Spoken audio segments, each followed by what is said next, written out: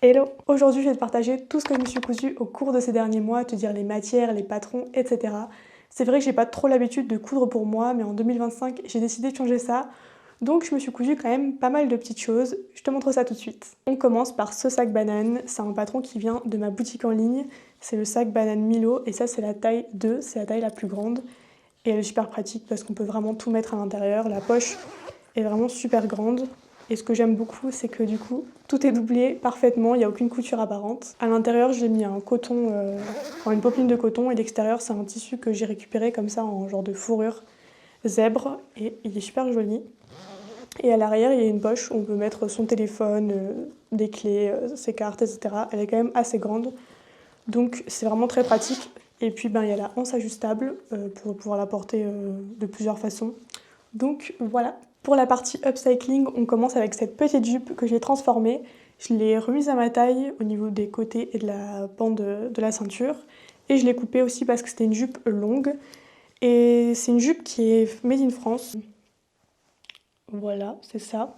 Et du coup, je l'ai récupérée. Et je trouvais que elle n'était pas non plus trop grande pour moi, donc j'ai pas dû beaucoup la, la raccourcir, la recintrer. Parce que parfois, quand c'est trop grand, après, il faut modifier les pinces, etc. Et c'est beaucoup de boulot. Là, heureusement, c'était pas le cas. Donc, c'était un upcycling assez simple et assez rapide. Franchement, si vous avez des jupes trop grandes que vous récupérez ou même que vous trouvez en friperie, c'est super simple à transformer et à mettre à votre taille. Et du coup, je vous ai dit, oui, je l'ai coupée. J'ai coupé la doublure, j'ai coupé la jupe. Et je l'aime beaucoup parce qu'elle peut vraiment se porter en été comme en hiver. En hiver, je la porte avec des bas et des bottes hautes. Et en été, du coup, on peut la porter toute simple comme ça. Et même, c'est une jupe qui date, mais je trouve que le motif, il est toujours à la mode, on va dire. C'est un motif un peu pied de poule, mais un peu différent quand même. Et c'est un motif qui est indémodable, donc c'est assez classique. Et bref, je l'aime beaucoup. On passe au deuxième upcycling, et là, c'est une chemise de mon papa que j'ai transformée. Donc je l'ai recentrée en faisant des plis au niveau de la taille, à l'avant et à l'arrière. Et ensuite, je l'ai raccourcie également parce qu'elle était un poil trop longue. J'ai coupé les manches, j'ai coupé les poignets en fait, que j'ai récupéré après, je vous montrerai. Donc je l'ai coupé et j'ai fait un ourlet. Et en fait, les poignets, je les ai récupérés pour faire un genre de poignet resserré, mais pas à la fin du poignet, vraiment au poignet. Et puis que la manche, elle soit un peu, que ça fasse un peu une manche bouffante. Je sais pas si vous allez voir comme ça. Mais du coup, j'ai tout récupéré pour la transformer.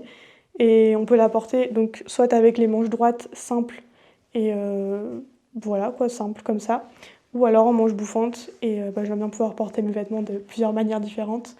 Donc voilà, c'était pareil, un upcycling assez rapide à faire et je vous ai fait une vidéo sur YouTube pour vous montrer étape par étape comment j'ai fait la transformation de cette chemise. On passe maintenant à cette robe et pour celle-ci je pourrais pas vous donner le patron parce que c'est un patron que j'ai fait moi-même et que j'ai pas du tout digitalisé, donc pour l'instant en tout cas. Après je le ferai peut-être parce que j'ai eu beaucoup de questions sur le patron, donc peut-être que ça arrivera, mais pour l'instant je ne l'ai pas encore fait. Et en fait c'est une robe que j'ai vue sur pas mal de sites, une robe pas mal à la mode avec le zip invisible en fait qui descend tout le long. Donc voilà, après j'ai fait des petites découpes, etc. sur la robe, un petit col, comme un col chemise. Et puis voilà quoi, elle est assez simple. Et je l'ai fait dans un tissu de chez Mondial Tissu, c'est du polyester que j'avais depuis super longtemps. Donc je l'ai enfin utilisé, mais ça fait un peu un effet laine. Et elle est assez chaude du coup pour l'hiver. Pour les finitions, j'ai pas mis de doublure, j'ai fait des finitions assez propres à l'intérieur. Mais vu que le tissu était déjà assez épais de base, j'ai pas voulu rajouter une doublure. Donc j'ai fait des finitions à la surjeteuse. Pour le zip, ici j'ai mis un genre de biais que j'ai fait dans le même tissu pour pouvoir cacher le bord du zip et que ça fasse une jolie finition même lorsque la robe est ouverte comme ça. Et puis voilà, je pense que c'est tout pour celle-ci. On passe à la suivante. Bon, là vous n'allez pas très bien voir, mais je vous mettrai des plans en image pour que vous puissiez voir le top porté. C'est un patron que j'ai sorti récemment, c'est le patron du top Maina. Pareil, je vous mettrai tous les liens en barre d'infos. Et c'est un patron, c'est un top qu'on peut porter des deux côtés puisqu'il est doublé et qu'il n'y a pas de couture apparente. Je l'ai fait dans un genre de lin, mais c'est un tissu que j'ai récupéré, du coup je sais pas vraiment la composition, mais ça ressemble à du lin un peu épais. C'est un top qu'on peut porter en fait de plusieurs manières différentes, et encore une fois j'aime bien porter mes vêtements de manières différentes. Donc là on peut le porter de, je sais pas, 5-6 manières différentes, donc j'adore. C'est un top vraiment qui est super rapide à coudre, en Je l'ai cousu, je pense, en 1 heure à peu près, 1 à 2 heures si vous débutez la couture, mais franchement, c'est assez rapide à faire et il n'y a pas beaucoup de pièces à assembler.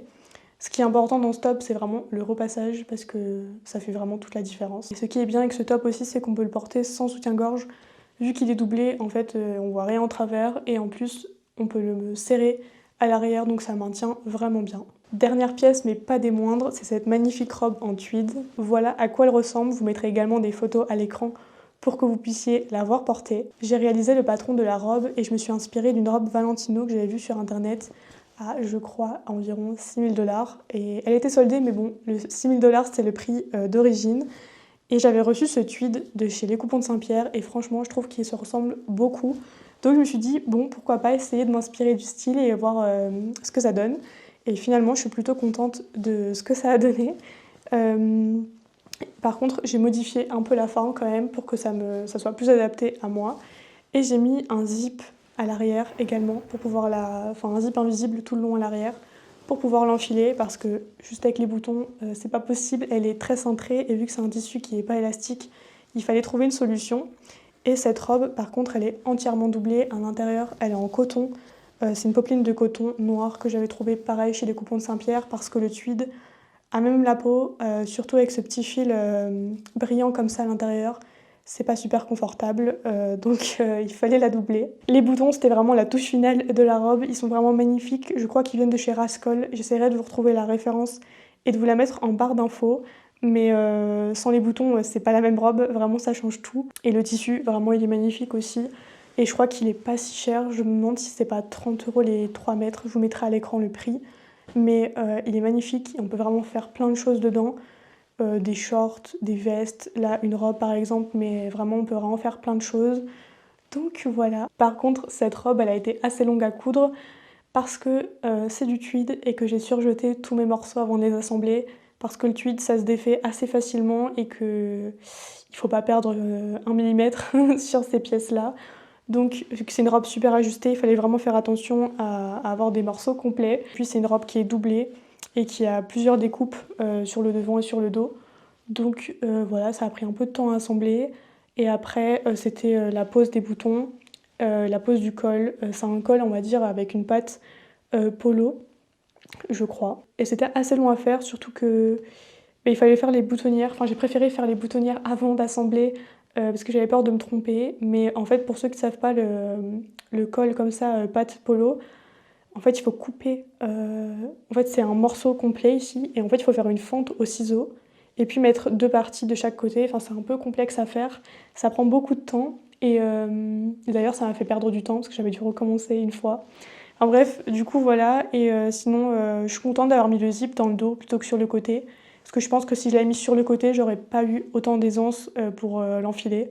Que là, vraiment, c'est super simple à enfiler. J'ai aussi rajouté des pressions entre les boutons sur le devant parce que, mais encore une fois, vu qu'elle est très ajustée, ça avait tendance à se décaler un peu comme ça.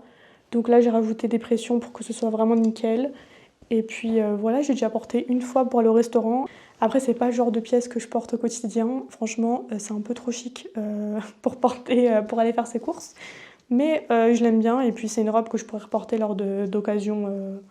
Voilà, donc je suis contente de l'avoir faite et pour pas si cher que ça, en tout cas bien moins de 6 000 €. Et puis voilà, j'ai eu la chance de collaborer avec Mondial Tissu en ce début d'année 2025 et du coup j'ai pu confectionner cette blouse avec l'un de leurs tissus qu'ils m'ont offert et je trouve qu'il est magnifique. C'est un jacquard avec un motif de rose et la matière c'est du lin et du coton donc autant vous dire qu'elle est super confortable. Et le patron, c'est le patron de la blouse. Oula, c'est le patron de la blouse jus de Atelier des Premières. Et j'ai eu un coup de cœur sur la blouse. Franchement, elle est magnifique. On peut aussi la faire en version robe. Et pour les poignets, j'ai décidé de faire la version avec les petits nœuds. Je trouve que ça fait beaucoup plus fini qu'avec des élastiques aux poignets. Et c'est super élégant. Et même le motif de. Enfin, le motif, non, les petits plis sur les manches sont vraiment super jolis. J'aime beaucoup cette blouse et je pense que je me la referai en robe pour cet été parce que j'aime beaucoup la coupe. Ça change un peu de ce que j'ai l'habitude de porter en général, mais ça rajoute un peu de couleur et je trouve que pour le printemps elle est parfaite. Je pense que même en été, quand il fait un peu frais, ce sera très bien aussi, même pour l'automne. Franchement, je pense qu'elle se porte dans toutes les saisons. Donc voilà, j'aime beaucoup.